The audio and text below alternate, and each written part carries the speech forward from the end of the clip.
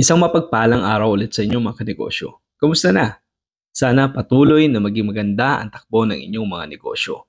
Dalangin ko na magkaroon kayo ng maayos at masagana na pagtitinda sa araw-araw. Alam niyo ba na ang pagiging isang bagong negosyante ay puno ng mga hamon? Pero minsan, puno din ito ng pananabik sa araw-araw. Sa pagsisimula mo bilang isang baguhan, nakakatukso din minsan yung parang pagpapanggap mo na parang alam mo na ang lahat. Pero, alam mo, ang dami pa nating dapat malaman. Sa araw-araw, ang dami kong natututunan. Gayunpaman, hinay-hinay lang tayo, lalo na sa mga baguhan. Isa lang ang payo ko sa inyo mga kanegosyo, lalo na kung baguhan ka. Alam niyo kung bakit? Masama din kasi minsan ang salitang kumpiyansa. Minsan kasi sa taas ng kumpiyansa natin sa sarili natin, nakakalimutan na natin yung magtanong, yung makinig sa ibang tao, yung tumitigil na tayo sa pag-aaral, yung pagsasaliksik ng mga bagong knowledge, mga bagong kaalaman.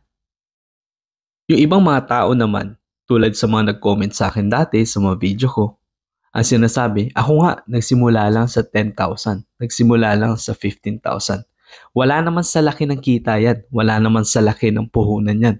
Ang importante, mairaos mo lang yung pamilya mo sa araw-araw. Oo, tama din naman yon yung mairaos mo lang yung pamilya mo sa araw-araw. Pero minsan parang may mali din, di ba? Kasi sa akin, paano mo mairaraos ang pamilya mo sa araw-araw kung sakto lang ang kinikita mo?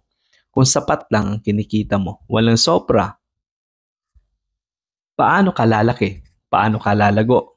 'Di ba? Isa sa mga reason kung bakit tayo nagnegosyo dahil nga gusto nating umunlad. Gusto din nating mapag-aral yung anak natin sa magandang paaralan.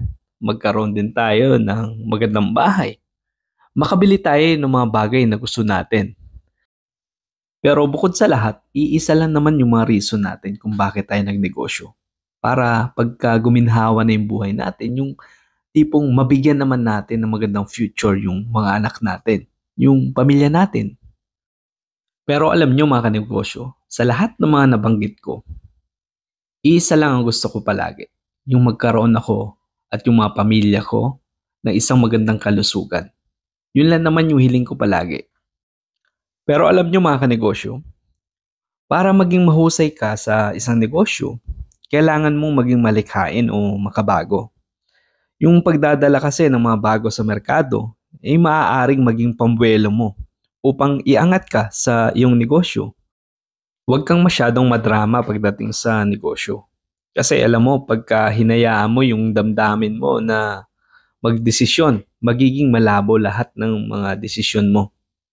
Tanggapin mo yung mga kritisismo, pero dapat ginagawa mo ito. Natututo ka mula sa mga pagkakamali mo habang lumidikha ka or bumubuo ng sarili mong network.